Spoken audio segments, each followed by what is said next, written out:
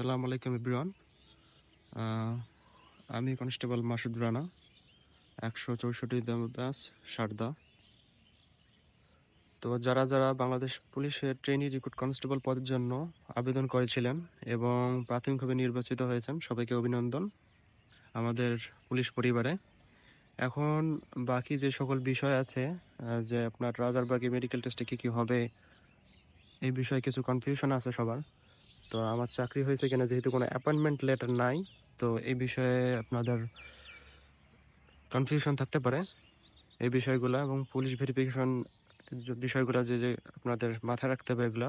তো এইসব বিষয় নিয়ে আমি আজকের ভিডিওতে আলোচনা করব। আমি আছি কনস্টেবল মাসুদ রানা, 164তম ব্যাচ, সারদা। বর্তমানে জেলা পুলিশে কর্মরত আছি।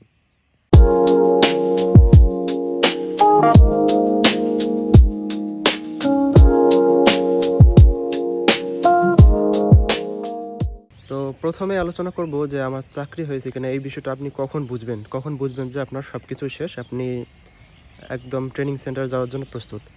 তো যখন আপনার রাজারবাগ হসপিটালে যে ফাইনাল মেডিকেলটা হবে, তো এটা শেষ হবে, এরপরে আপনার রিজার্ভে রাখবে এবং সেখানে আপনার 10 আঙ্গুলের ছাপ নিবে এবং সকল কাগজপত্র রেডি করে ফেলবে। তখন আপনি বুঝবেন যে এই 10 আঙ্গুলের ছাপ আমরা যখন দিয়েছি, আমাদের অ্যাপয়েন্টমেন্ট হয়ে গেছে, আমরা সারদা যাওয়ার জন্য প্রস্তুত।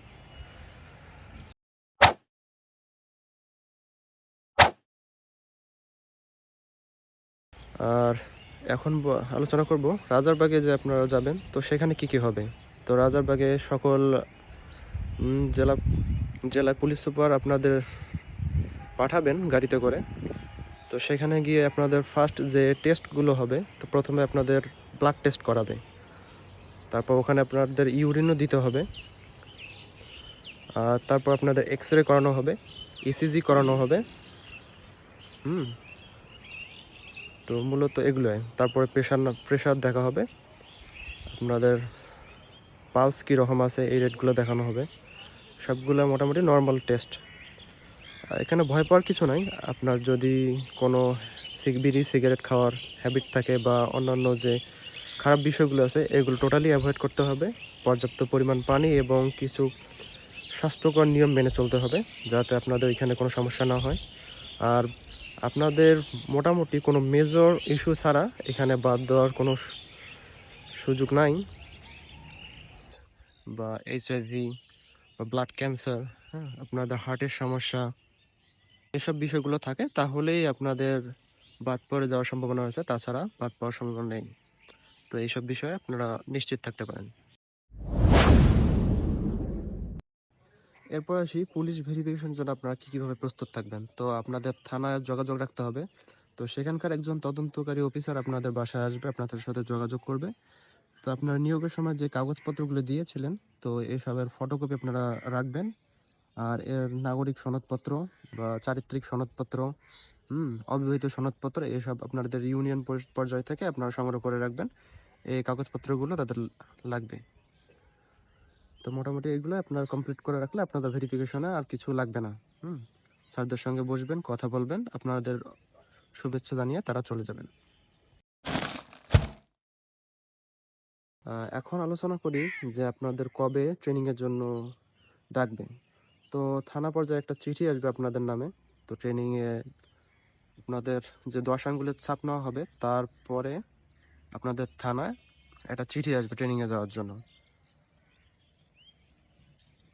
আমরা 2022 সালে রিক্রুটমেন্ট হয়েছি। তো ওই সময় আমাদের ডিসেম্বরে এই সেম টাইমে আমাদের সব কিছু কার্যক্রম শেষ হয়েছে, এবং আমাদের ট্রেনিংয়ে নিয়ে যাওয়া আছে 2023 সালের জানুয়ারি থেকে আমাদের ট্রেনিং শুরু হয়েছে। তো বলা যায় মোটামুটি এবছরও এরকমই হবে। 2024 সালের শেষের দিকে হচ্ছে। তো 2025 সালের জানুয়ারি থেকে আপনাদের ট্রেনিংটা শুরু হবে। মূলত তার 2-1 দিন আগেই আপনাদের ওখানে হাজির করা হবে।